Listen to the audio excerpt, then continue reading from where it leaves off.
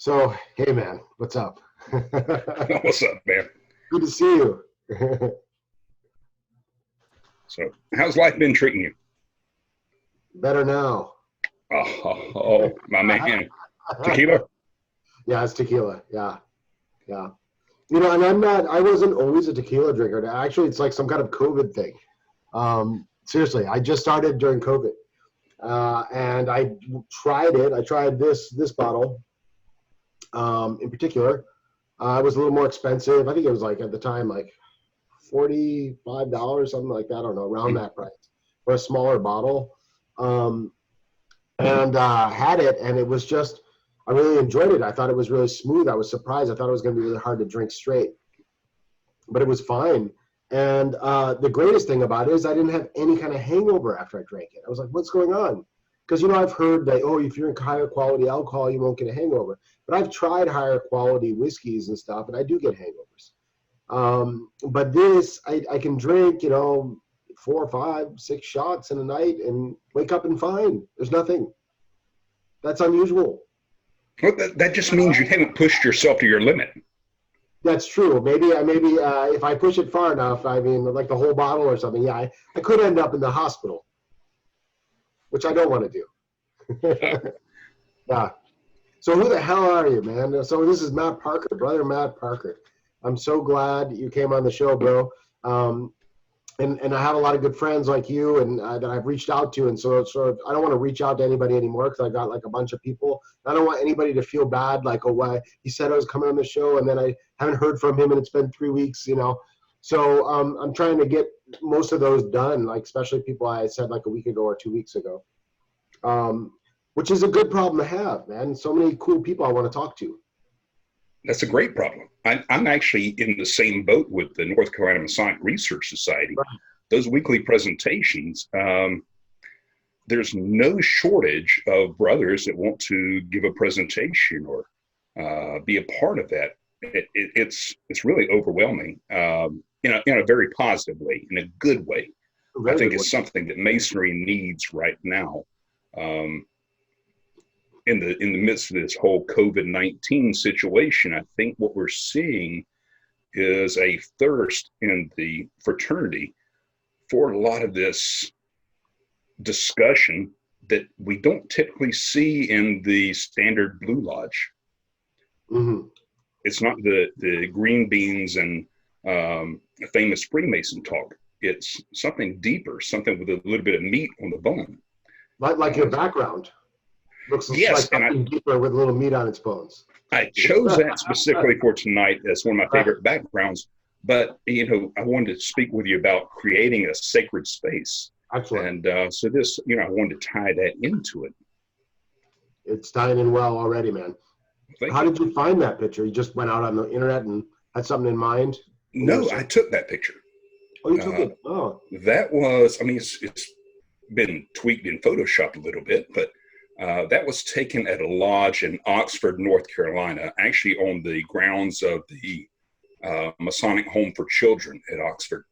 Okay. They have a lodge there, Orphans Lodge.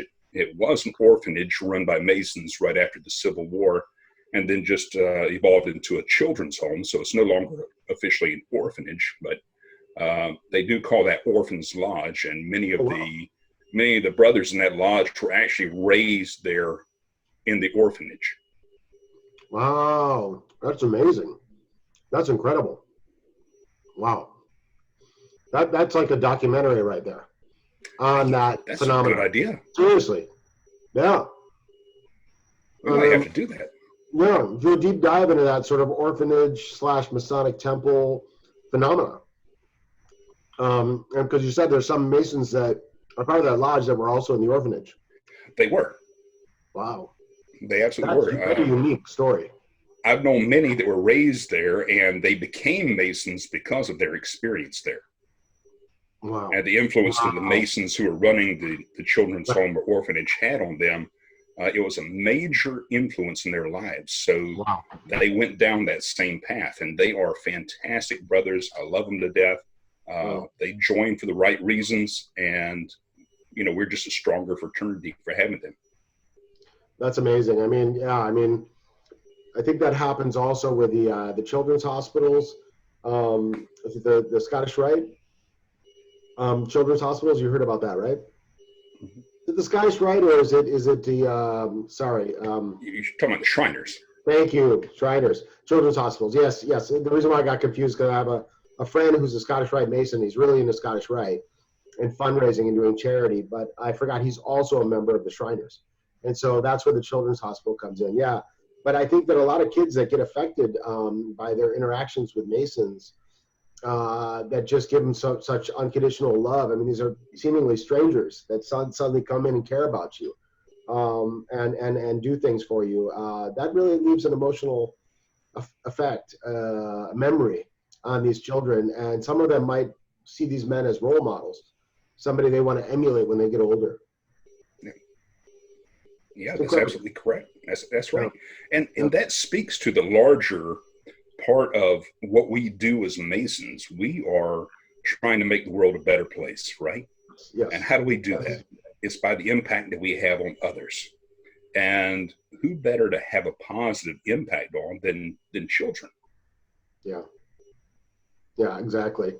And I mean, you could, even if you're not like into like helping the world or doing good in the world, like you're not naturally compelled to do that, you can even think of it for a selfish reason. Help improve the world because you got to live in it too. You want to live in a crappy world, or do you want to live in a world that's really wonderful and more like paradise? Well, then start being part of the solution, and don't just sit back. That's a great analogy. Yeah. But yeah, I really feel as I get older, I feel more satisfaction in doing things for other people. When I was younger, I think I was a little more selfish, and maybe it wasn't even conscious. I just didn't even realize I was being selfish. That's usually how it goes. And now that I've gotten older, I realize that, how good it feels to do something nice for somebody. And it's hard to get that from any other way. Yeah. Yeah, absolutely. Absolutely. Yeah. And, and I apologize. You asked me right at the beginning, who am I or where did I come from, my background masonry. Yes, sorry, and I totally dodged that. I apologize. No. This is the way it goes, man. It's free for all. Let's just go for it. So masonry in my life was very, very, it was a very abstract concept. I had heard of Masons. I'd seen Masonic lodges, but I didn't know anything other than what maybe Dan Brown had written in Da Vinci Code or, right. All of the History Channel documentaries. But in the National Treasure. Yeah. Oh, yeah. Don't get me started on that. I actually know brothers who joined the craft because of National Treasure. And some of them were disappointed. Yeah, I mean, everyone's at a different point and then a different age sometimes too. And you never know what it is that's going to affect you or change you or get you interested in Freemasonry. That's true. Yeah, and then sometimes the reason you get into it end up changing once you're actually in it. That is true. So for myself, for a period of about a month or a month and a half, Masonry started popping up on almost a daily basis with me, either through something on television, documentary. I would pick up a magazine, read an article and reference Masonry, and especially interactions with men who I didn't know were Masons, that I had known my whole life. One of them being the mayor of my little small town. I didn't realize he was past master of the lodge, but we got into a deep conversation one day about Masonry. And I started thinking about that. What town is it, Matt? It's Garner, North Carolina. It's it's a suburb of Raleigh. Okay. But then I ran into some other people who were fairly influential that worked for the sheriff's department or police departments, the U.S. Postal Service, people that everyone in the community knew. And whenever there was something going on in the town, they were at the heart of it. They were the driving force behind these community events and bringing people together. Kind of like a backbone of the community in a way. Yeah, it really was. And I think that's something you find in a lot of small towns that maybe you don't see in urban areas as much. Yeah. But those gentlemen, once I saw the correlation and realized every one of them were Masons, I said, well, this is something I need to do. So I petitioned to join the lodge. I was invited to come to dinner. I walk into the dining hall of the lodge, and I knew every single face in there and Wow. had known them my whole life. Several of them went to That's school amazing. with my parents, Wow. and I had Wow. no clue they were Masons. So that Wow. was very life-changing for me. So when you realize all these guys, you knew them and they're all Masons, was there something they all had in common from your memory of them? I mean, obviously it wasn't Masonry because you never knew they were Masons. But when you saw them all together as Masons, did you think, wow, when I think about all these guys, they were all really nice guys, or they were all guys that did stuff in the community? Like, Yeah. So the correlation between a lot of them was stories that I would hear from my parents. They would say, "Oh, so and so over here would do this, and this person does that." And I just grew up knowing the things these guys were into and what they were doing, and they were great family men, and it was evident that they were role models. There was one gentleman, unfortunately, he passed when my father was about 8 or 9 years old, but he was a member of the lodge I was raised in. And I've been a Mason for about 9 years now. And just a few months ago, I was on the phone with my dad, just having a good conversation with him, and he started crying. And he said, "I want to tell you something I've never told anyone else." He started telling me the story. I'm not going to go into great detail, but started telling me the story about a gentleman that really influenced him as a child, and really meant the world to my dad. And he never had children of his own, but he always said, "If I ever have a son, I want it to be like you," talking about my dad. Oh, that's so sweet. And my dad said, Yeah. "That man was a Mason." Wow. And Wow. yeah, Wow. Wow. No, that's amazing. That's amazing. Touching stories, man. Powerful stuff, you know. And those are the kind of impressions we want to leave with people. I mean, you don't want someone to find out you're a Mason, like some friend you've known for years. They find out, oh, Matt's a Mason, but he's such an asshole all the time. You don't want that to be the memory. You it want happens quite a bit actually with me. I know. Well, me too. But we're striving for, the sort of story you told us. Ideally, if we're doing things all right. But Masonry is a process, man. It's a real journey. It's a lifetime, obviously, maybe more than one lifetime. And we learn along the way, and we meet a lot of new friends, and we have new experiences. We exchange new ideas. We read things we never read before. We learn about things we never knew before. We see the world in a different way. It's very true. Yeah, and it's very special fraternity. And even though you're not going to get a lot of esoterics sometimes in a regular lodge, it's kind of up to you to find that on your own.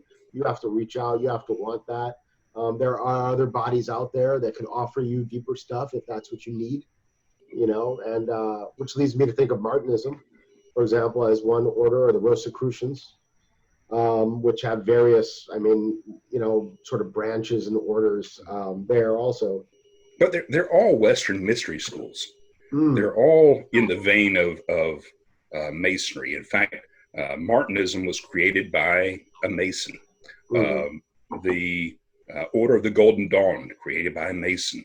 Knights of Pythagoras, created by a Mason. And the list goes on and on and on. And they're all set up very similarly structured with a series of degrees and ritual. And although their rituals may vary from what we do, the ultimate goal or the ultimate journey is the same. So Yeah. Masonry may not be the path for everybody, but that doesn't mean that this other organization or mystery school is not for them. So they may gravitate towards Golden Dawn. They may gravitate towards Rosicrucianism, whatever the case may be, but we're all on that same path.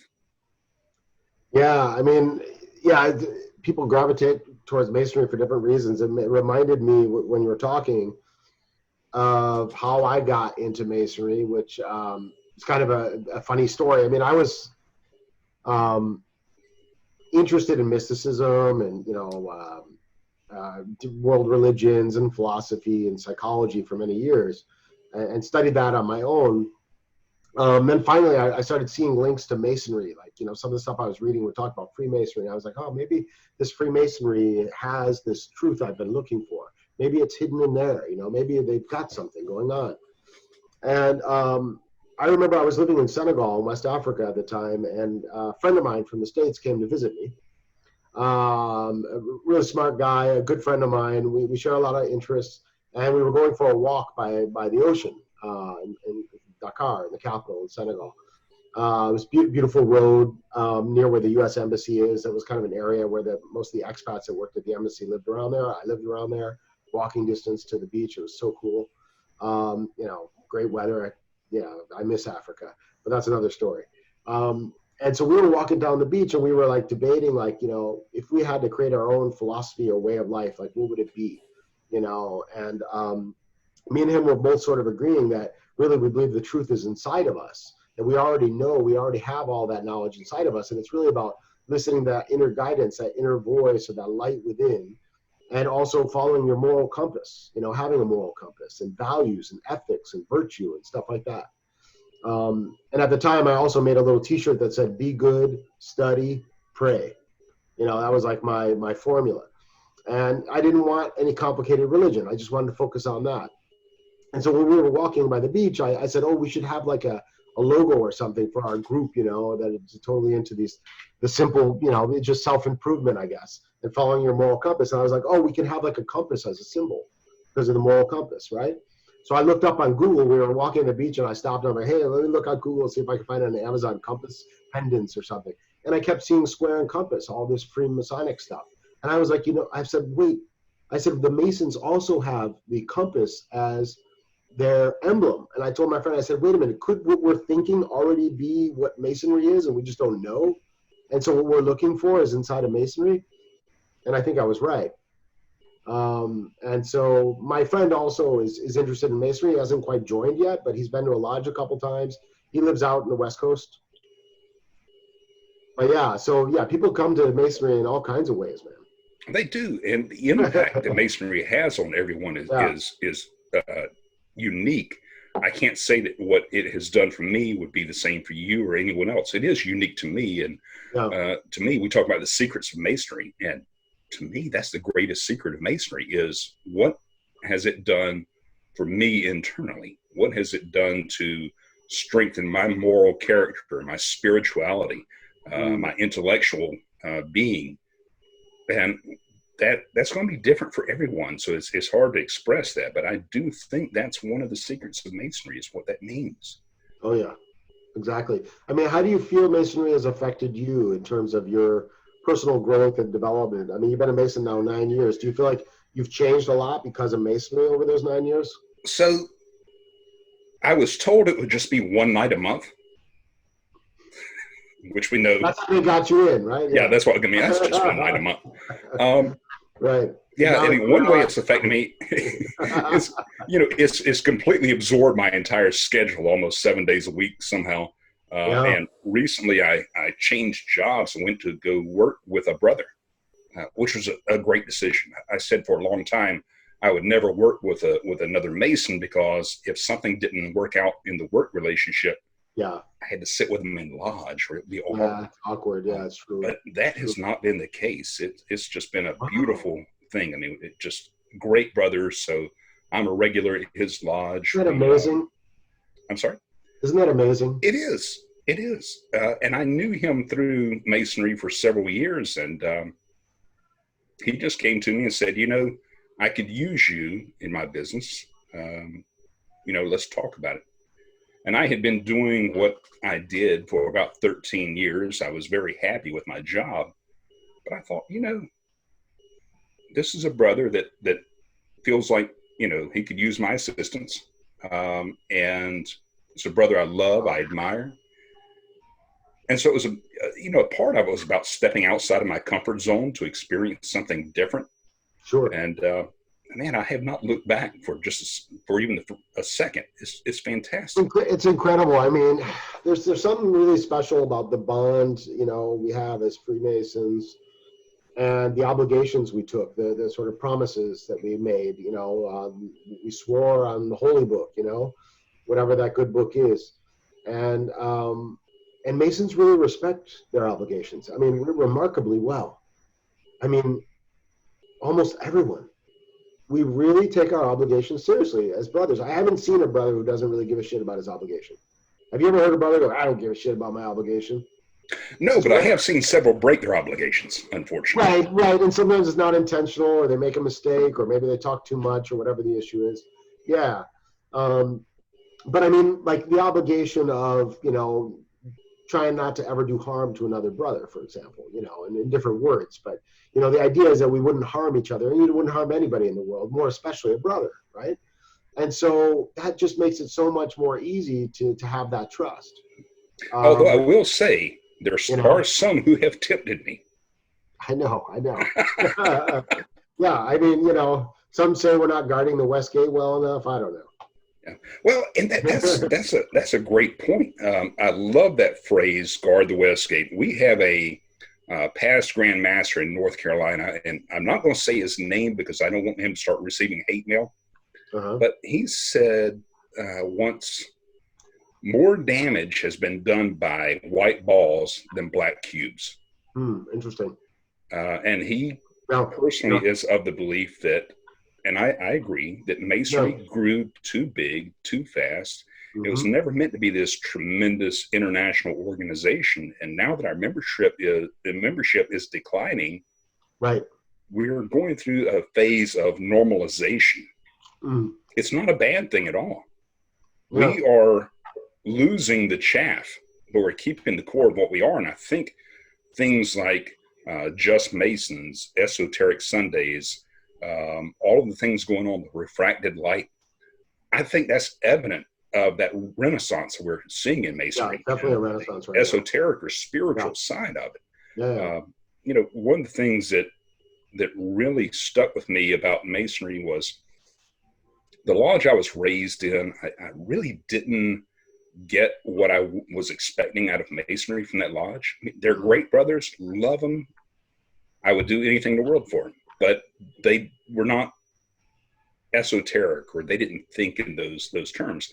But that didn't mean that I didn't get something from the lodge experience. I realized when I was in that lodge room, it was a sacred space. And when I would observe the rituals, just the opening and closing the lodge, those things, there was so much meat in there that I could look at and say, why do we do this? Why do we say this? And I would ask brothers who had been in the lodge 50 years, and they didn't know. Well, that's just the way we've always done it. And I said, well, that's not good enough. There has to be a reason why it's there. So that's been a personal journey of mine to research and look into these things. And I encourage brothers, there are younger brothers in my lodge that will come to me and say, why do we do this? And I'll say, I've never thought about it, but I'm going to research that, and I'm going to get back to you and let you know what I think. Right. Yeah, I mean, sacred space. I mean, I was talking with P.D. Newman earlier today. This is the first time I've done 2 shows in one day. And the first time I've also done shows at such an odd hour, because I usually do 9 a.m. And P.D. Newman was in a different time zone, and he wasn't ready to get up too early. So we did it at noon for him. So that was already like different for me, right? And now I'm with you at 6 p.m. So this is a real special Saturday. But yeah, we kind of touched on the sacred space topic in light of entheogens, also known as psychedelic plants. And he was saying, there's this thing about set and setting. You need to be in the right environment to you have to create a sort of sacred space around you. He said it doesn't have to be in nature. Because I at first said, well, everyone always advises to be in nature. And he's like, well, that's not always so simple, because something could go wrong in nature too. You can get like, a ranger coming looking, hey, what are you doing out here? Or, a bear, or all kinds of problems can arise in nature too. You can fall in a river, who knows? So it's not so guaranteed just because it's in nature, you're going to have a great time. And so he was saying that you can create a sacred space in your house. You can, maybe take a shower, put on some special clothes you like to wear, kind of clean up the area, make sure no one's going to disturb you. There are things you can do, he said, that aren't like technically a ritual, formal ritual to create that space. But in another sense, it is kind of a ritual because you're doing intentional actions in a strategic manner to create a sacred space. It is ritualistic. Yes. Yeah, it is ritualistic. So, yeah. And that is a big key to our opening and closing ritual in our lodges. We are creating that sacred space. Now, the key is if it's done correctly. Right. If you have haphazard, lazy ritual brothers that just don't care what they're saying, they're just trying to get through it so they can get to the meeting, it loses 100% of its effectiveness. That's right. A sacred space does not mean the door is shut with a tiler outside. And you and I have had this conversation before that the lodge is symbolic of ourselves. So while in a physical lodge room, we can create that sacred space for us in that physical environment, we should also be creating simultaneously that same sacred space within ourselves. And something that I had never thought about before until this whole period of isolation and quarantine, whatever you want. Going within, yeah, exactly. Go out, go inside, right? We can't meet in our lodges in what we would normally consider to be a sacred space. So it's important to be able to create that sacred space wherever we are. I think the outside environment, the room we're in, whatever is going on, that has a direct influence on our sacred space. So to me, I think we need a quiet room, a place that's isolated. Try to eliminate yourself from all the noise. And, if you have your cell phone with you, just turn it upside down so you're not looking at it. Put it on silent. Just ignore it. Right. Be separate from those things. One thing that helps me a tremendous amount is burning incense in the room. And the reason why is it's actually a little scientific. The olfactory sense is the strongest of our five senses. A smell can transport you anywhere. Wow. Oh man, that smells like grandma's kitchen. Yeah. So that smells like barbecue. Oh, exactly. Yes. And you're transported right back there. I smelled something that reminded me of the beach, or I think it was a Coppertone sunscreen. And all of a sudden, I just remembered being a kid at Myrtle Beach. It just took me right back there. And I was like, really connected to the brain, it just really gets in there. So the incense for me, I personally use a frankincense and myrrh blend.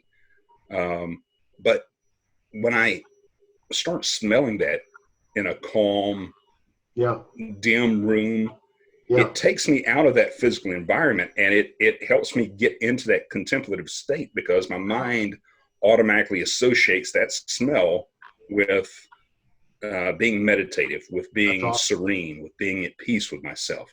And it just accelerates the process. Do you use, you ever use essential oils of any kind? Funny thing, I do make my own beard oil, and I use frankincense and myrrh essential oils in there as well. Nice. Wow. So I walk around smelling like King Solomon's temple. That's a wonderful smell, though. It is. I'll agree. I really like frankincense. I like myrrh. I use the cheaper. I use patchouli most of the time because it's not expensive, and I like the smell. I don't like smelling like a Grateful Dead hippie. That's not the intention, but I just happen to like the smell. And I know it's kind of like cilantro. It's like you love it or you hate it. With patchouli, I'm one of those guys that I think initially it was odd when I was initially exposed to it. I think everybody goes through that. Well, it's like, was that bad or good? I can't tell, It's kind of stinky, but I like it, And then it grew on me. So I like patchouli. I like sandalwood a lot too. Oh, yeah. But the problem is you can't get good sandalwood anymore. It's so hard. Because all the old trees, have been chopped down for their sandalwood. So they're just young trees. The oil's doesn't have a strong smell. A lot of times they cut it with, some other plain oil. So you're not getting just the oil of the sandalwood. So it's very difficult, but I love sandalwood. That's just such a wonderful smell. It really is. I've got a large bottle of sandalwood oil, about 16-ounce bottle, that I thought I would start mixing that in the beard oil and do that. Ah, And just nice. like you said, I was disappointed. I paid some good money for that Yeah. 16-ounce bottle, and it has absolutely no smell to it at all. I How mean, much? How much did you pay? Wesson cooking oil has more of a smell to it than this does. Right. Yeah, I know. It's sad. How much did you pay though? I think it was something like 30, $35, something like that. For like a small little, like a typical oil bottle? Well, this was, yeah, I think I said 16 ounces originally, but I actually think it was a smaller 8-ounce bottle. Yeah, you're probably not going to be able to get good sandalwood for that cheap. I mean, I think it's going to be like $100 or, I mean, and you got to source it. You got to find out special person who has it. Yeah. And it'll be very expensive because they're going to be getting it from the few remaining old trees, you know, and so it's very precious. Um, but it makes a huge difference if you ever can find real sandalwood oil. It's like, oh, it's just phenomenal, phenomenal. And it's sad because it all occurred over a relatively short period of time. Because when I was in college, undergrad in Boston in the early 90s, I remember sandalwood oil was very strong. It smelled great. Um, so yeah, it's but yeah, the smell is definitely, you know, it's interesting because it is a kind of a gateway right into the brain. Mm-hmm. When you look at just the angle of the nose, like where is it going? When you breathe, it's like boom, you know, right up into the forehead. Um, so yeah, and I think that's why a lot of those sort of traditional psychoactive plants were made into powders were often snorted into the nose. Yeah, Even tobacco. I think you're right. I mean, I'm a Yeah, cigar smoker. You know that. yeah, And yeah, there's just something about the smell of cigar that just, man, it's just immediately calming to me. Just yeah. makes me feel comfortable. I don't care how Like, stressed or how bad my day's been if something's gone wrong. As soon as I fire up that cigar, all of that disappears. yeah, it's very relaxing. Um, and in fact, I was attracted to smoking a pipe at one point. Even got a pipe, but it was just too strong. You know, I'd breathe it in just a little bit. I'm like, oh God, this tobacco is too strong. You know, how do you really enjoy it? You know, and I think I just didn't know what the hell I was doing or how to mix it or how to prep it. You know, I think once you become a pro, you know what kind of tobacco, how to deal with it, you know, how to smoke it. But I wasn't about to, you know, practice to become a smoker. If it wasn't going to jump at me, I'm not going to race at it either. Yeah, You know, one second, I got a beep. Do you hear that beep? I Maybe did shut hear that it. off. Yeah. Yeah, beep. That's so weird. Where's that beep coming from? It's a strange little notification message. Anyway, sorry. I have to. You know, I got a really bad setup. I'm gonna have to upgrade my system soon to actually something designed to have a show like this instead of just using what I had. Because I always have this little lamp in front of me that I put the camera on top of so that it's kind of eye level. But yeah, it's hard because the lamp's here and I have to like look around to see the apps behind the screen. It's Yeah, fucked up. I'm the same way. I have this lamp right over here, just to give it a little more Yeah, light, so yeah, yeah, stand out a little bit. But yeah, I have a fairly yeah, cheap setup. I'm just using the camera that came with the computer, nothing fancy. I do have an yeah, external mic, but it's just a cheap one from Walmart. yeah, But yeah. it serves a purpose. So yeah, I want to talk more about the sacred space idea because you had me thinking, with the connection of ritual, what really is ritual. And I think Manly Hall talked once about ritual, like even science is a form of ritual. He was saying that when you do an experiment, like the experimental method, like you should be able to repeat operations, you know, the same way every time, you know, when you're doing a test, a scientific test. And so he was the when I read that, that was the first time I sort of understood ritual as more of like this idea of doing any kind of pattern, any kind of formulaic something that you're doing in a certain specific way for a purpose. And when you talk about creating a sacred space and how, you know, we all have that feeling, you know, very good positive feeling oftentimes when you walk in a lodge, you know, you feel immediately some kind of good vibe in the lodge room. You feel good, you feel happy, you feel kind of caritas inside there somehow.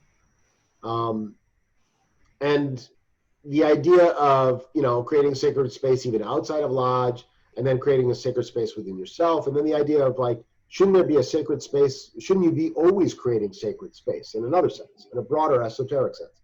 In everything you do and everywhere you go, always working to create a sacred space with whatever God gives you in that moment. So if you walk out in the street and there ends up being a fight and, you know, it's right in your face, you know, you got to work to create a sacred space there. It's a challenging situation. So what are you going to do? How are you going to bring out positivity? How are you going to bring the light in that situation? I think those Is are the joke the two. most appropriate thing? Are you supposed to shout? What's, you know, and that's where you have to really look inside. Yeah, I think they're two different examples of what a sacred space can be. If you're looking for the contemplative side, where you can sit and meditate, be one with yourself, come to your thoughts, really just be centered, that's going to require that isolated sacred space. Sure. But yeah. You're absolutely right. You get into a situation, and it could be a stressful situation at work or a fight on the street or whatever the case may be. And I think for many of us, our natural instinct is to be the calming presence and force. And that is taking that internal sacred space that we carry with us and projecting that into the situation. Exactly.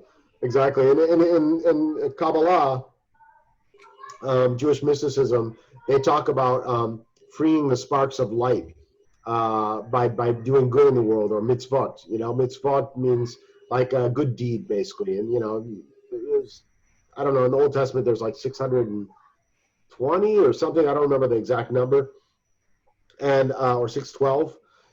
But you know, for me, I mean, you can't count the permutations of good deeds that are possible in this universe. It's infinite, right? Every little thing you do, if it's with a good intention and you're trying to help, becomes a good deed. You know, like, for example, like if if I'm in a conversation with you and a brother says something that I can tell makes you feel uncomfortable or maybe hurt your feelings, I might try to make a gesture or a motion of my body in a way that makes you feel better. And that's a good deed, you know, because I've done something with the intention of helping you and I've helped you. Even if I didn't help you, even just having the intention to help you, even if I failed. But the fact that I tried to help you, I think God notices that, whatever God is, right? So, yeah, I mean, I really see that as especially emphasized as Masons. As Masons, we're supposed to be doing that kind of stuff. We're supposed to be bringing light into this world. And oftentimes we keep it too close hold, you know, and only think about, you know, how I can help myself rather than thinking, how can I help myself to improve so that I can have a better impact on this world? That's actually why you should be helping yourself. Absolutely. So you can do a better job in the help of others. Yeah. You know? I mean, that's what we're here for, right?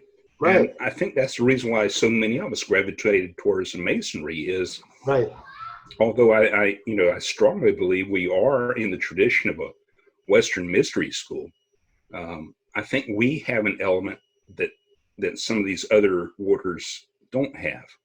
And that is that sense of community and fraternalization, and being able to connect on a different level with the brothers in our lodge or just the brothers in the fraternity. I'm sure, Jeremy, you're like me. I will travel somewhere, even even in Canada or another state, and run into a brother, and we immediately have that connection.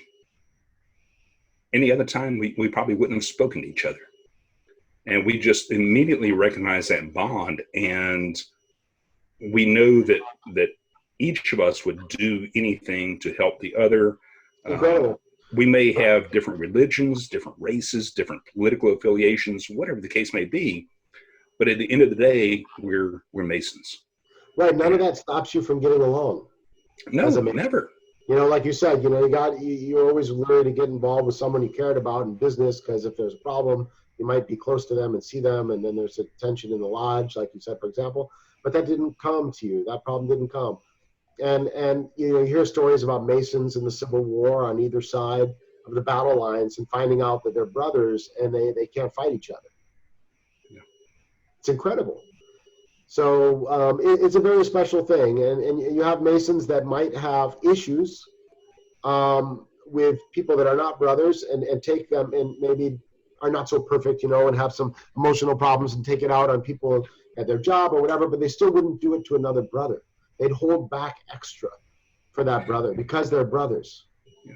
Well, you bring up something interesting. There are gentlemen that I know who are not Masons, but to me, they have the heart of Masons. They have what it That's takes right. to be a Mason. That's right. That's right. An example, a guy I love, I think he's amazing, Mitch Horowitz.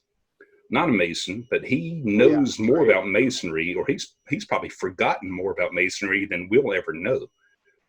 Brilliant guy, but I a like that. huge That's a good heart, one. loves Yeah. everyone. And I've told him, I said, Mitch, you are what I would call a Mason without an apron. You've never been initiated. You've never gone through our degrees, but deep down, you embody what a Mason should be. What do you say? He was very flattered. And I wasn't trying to boost up his ego or anything. I mean, I really sincerely meant that. Mitch is a brilliant author, speaker. Just go to YouTube and look up some of his videos and watch his presentations. He has some excellent presentations on Manly P. Hall, Madame Blavatsky, some really, really deep esoteric topics that really tie into a lot of what we talk about in Masonry. And so you look at this stuff and these principles and these things he's writing about or giving lectures about, and you say, I recognize that. I made the mistake the first time of telling Mitch that, oh, that's Masonic. He said, well, in your perspective, from your background, you're going to see it as Masonic because those are the lenses you're seeing it through. Hmm. But it's a universal truth. He's right. Yeah, he's right. Yeah, he is right. And I like him too. He's a very good presenter. I haven't met him personally, but I've seen his presentation on Hall that's on YouTube, and excellent, just amazing. The other thing I was thinking about is the West Gate. I want to kind of go back to that. The idea that we're letting in too many people, we don't have a filter, the idea that the Masons are just need dues money to keep the lodge going, and that's been a key problem. And I agree. I think but at the same time, I think that we don't have to have very few brothers suddenly, like only these special ones that we've selected, and then so we end up losing our membership. I think we can have both. I think we can have amazing, real deep, good brothers, Freemasons, the authentic Freemasons, and have a lot of them because of just the example you just gave me with the Horowitz guy. There are a lot of great people out there that would make perfect Masons and would love Masonry if they only knew about it. Yeah. I think we're not very good. It's not like we have to advertise, but at least we have to have an avenue where people can find out clearly who we are and what we're about. Better, maybe better outreach, just to answer questions if the public has questions. Show up at a holistic conference, a weekend conference in a hotel, and have a table. The Freemasons are here. Yep. People can look at the gemstones. They can look at, some classes on yoga or whatever. And then there's a table for the Freemasons, and we can answer your questions. We're not going to reveal secrets, but people, they need to know we're there and what we are, and then the right people can find us. And that's a great point, because I think in the last decade or so, we've done a much better job of being open about who we are and what we do. Right. I mean, case in point, we're having this discussion on the internet, which is not tiled. Anybody could, see this, but hopefully they can look at this and say, yeah, I like what I'm hearing. I like what I'm seeing. Right. We need to be open about that. There are a few little secrets that are, should be reserved for those who are initiated. Sure. But in the grand scheme of things, there are many different things or many different reasons that would cause a man to become a Mason. So they may not necessarily be interested in esotericism. And that's fine. That's fine. Because there's still something in those degrees and something in those obligations that they took on their volume of sacred law that spoke to them and resonated with them. And that's the reason why they've been Masons for, 25, 50, 60 years, 70 years. They stay in there because there was still something there that meant something to them. Right. And so we should not diminish the importance of that. Oh, yeah, absolutely. I know very esoteric Masons who look down on some of these other brothers. Oh, I never should have gotten in here. They're not in this. And it's not good. It's not healthy because we need those guys. it's not nice, it's not respectful, and it's not humble at all. It's And so you're ego. not going to, it's ego. Yeah, you're not going to get very far in life with that kind of attitude. Yeah. You have to lower yourself and be able to sit with whoever and have a happy conversation, and you just move to whatever is the mutual interest. You can always find some kind of mutual interest. It doesn't have to be a dull conversation. There's always room. I think if you're creative and you're smart, you're going to find a way to connect to somebody, regardless of whether it's the book you're reading today that you want to talk about. We have to be flexible. And, it's funny. I think I may have said this to you before, but I believe that every Mason is esoteric, whether they know it or not. Well, And yeah. what I mean by that is I joined the fraternity really looking for that esotericism. And I realized that I was probably not in the majority. However, a lot of these guys that are, the old stick in the mud, they don't want to, they'll say, well, that's not Masonic. That's not what Masonry is.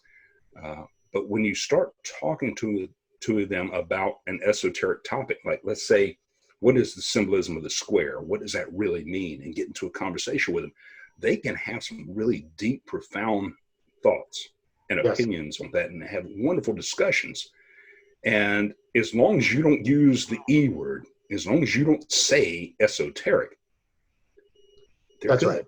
Right. So they're more afraid of the concept than they are the actual. Yeah, the term can be a turnoff to people. I mean, I was just thinking now that maybe another way you could talk about is the mysteries of Freemasonry. That's a mainstream way of putting it. All brothers are used to that, even the so-called non-esoteric brothers. If you said, hey, I'm interested in the mysteries of Freemasonry, how about you? I think most brothers would say, yeah, I'm also interested in the mysteries of Freemasonry. But if you say, I'm interested in esoterica and the esoteric side of Freemasonry, are you interested? You're going to get different kinds of, glances and eye rolls and sometimes happy nods. Who knows, right? Because you're already putting yourself into this like, I'm into strange stuff that has to do with Masonry, or something weird, some far out idea or weird meaning or something that no one really believes, but I'm into it. Yeah. So, Jeremy, we're both in the South. We're right in the middle of the Bible Belt. Virginia, North Carolina, we are the buckle of the Bible Belt. And so there are some of these concepts that a lot of the brothers who were raised very traditionally would consider to be occultist, which, they give the word occult or occultist a negative connotation. But I had a fantastic discussion just Monday night with some brothers on the Masonic symbolism of the A.E. Waite tarot deck.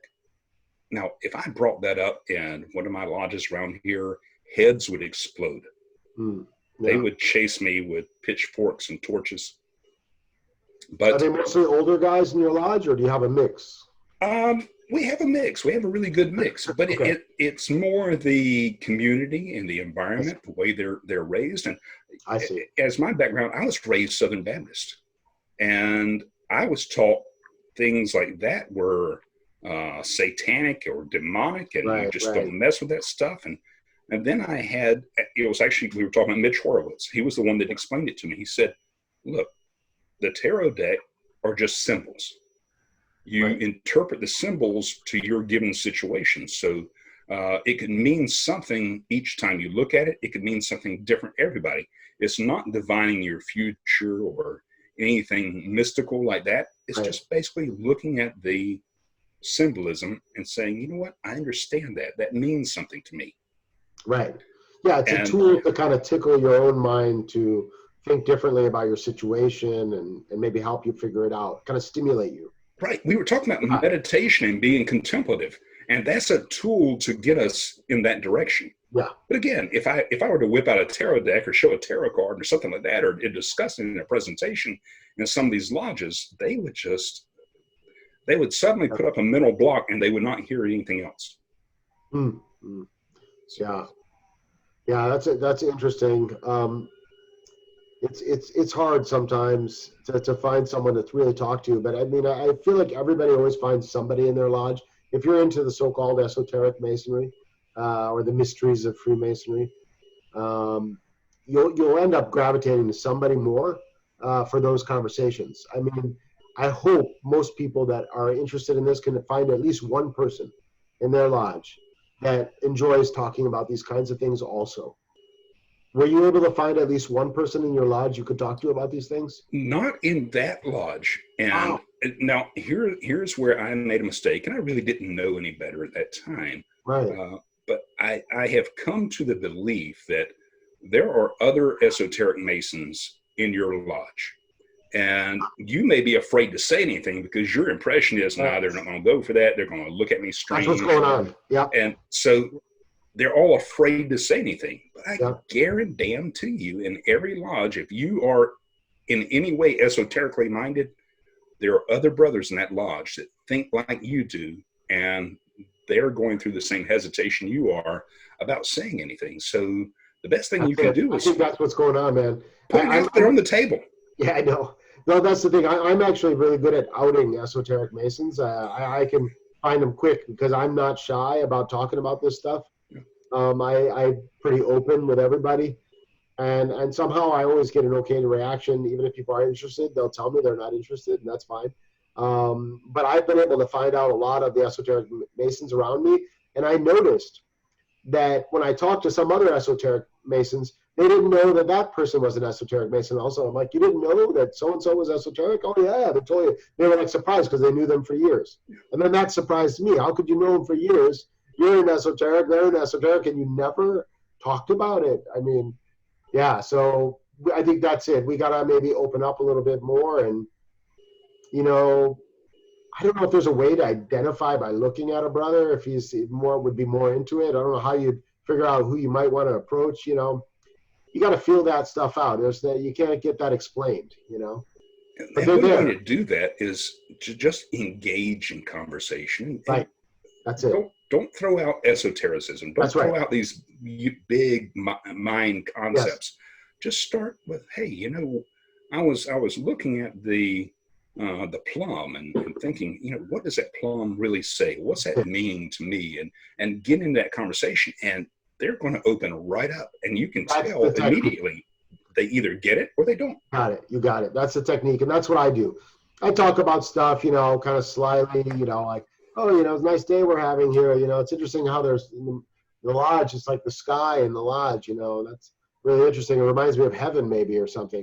You know, you just start with something small like that, and then you're going to know if that brother has any interest in that right away, because they might change the topic, or they don't say anything, or you can tell they're not interested. Or they'll add some new value. They'll say, yeah, that's like the compass, you know, and the square coming together, you know, heaven and earth, union. And then, you know, you got someone that wants to talk about that kind of stuff. But you're absolutely right. That's the way to do it. You just got to put your feeler out indirectly, and you'd be surprised. You'll be able to identify quickly if somebody's interested in this and wants to talk about it. So You're right. Yeah. So, brother, you have something at 7 o'clock, though, right? Yeah, I'm actually going to do a virtual hangout with my lodge. It will be the first Okay. time we've done that since this whole thing has started. So it'll be good to see my brethren, hang out with them. But I just want to say, we were talking about sacred spaces, and I hope that everyone that watches this video takes that to heart. Find a way to create that sacred space no matter where you are. It's especially important now to keep your sanity, to stay grounded with who you are, and be in touch with yourself. The only way that you can truly create a sacred space, though, is by setting aside the ego. If you have this ego about your own expectations or how you perceive yourself, then you are putting up that block between yourself and that contemplative side of your mind and spirituality. You can't have that true connection with spirit or with deity if the ego is in the way. And that's a big part of creating a sacred space, is to be being able to be our true selves instead of the false self that we present to the world. And we all put on masks, we all present this false self, but the mistake that we make is believing that that is who we are. That's true. And that's all we are. Believing that's all we are. Because we're much more. Definitely. We are. Yeah. And All right, brother. Well, I'll let you go. That was a great way to end. Very thought provoking. And thank you so much, Matt, for coming on the show. In fact, we're going to be joining each other for a happy hour shortly. Yes, we are. I'm looking forward to that. I'm looking forward to that. It's becoming a regular thing. Basically, we'll pause, use the bathroom, get a glass of water, and we'll be back on in a little while. We'll have some more drinks. All right. Well, Jeremy, I have enjoyed all these presentations. I can't wait to watch the one of P.D. Newman. Oh, that's awesome. I'm endlessly fascinated by him. But, keep it up. I'm really enjoying this. And I know there are several of our brothers here in North Carolina who've taken notice of it and really enjoy what you're doing. Thank God. All right, brother. Thank you so much. Thank you. We'll be seeing you again. You know that. In just a few minutes. That's right. All right. Cheers, bro. Thanks a lot. Take care. Thank you. All right. Thanks. Bye. Bye.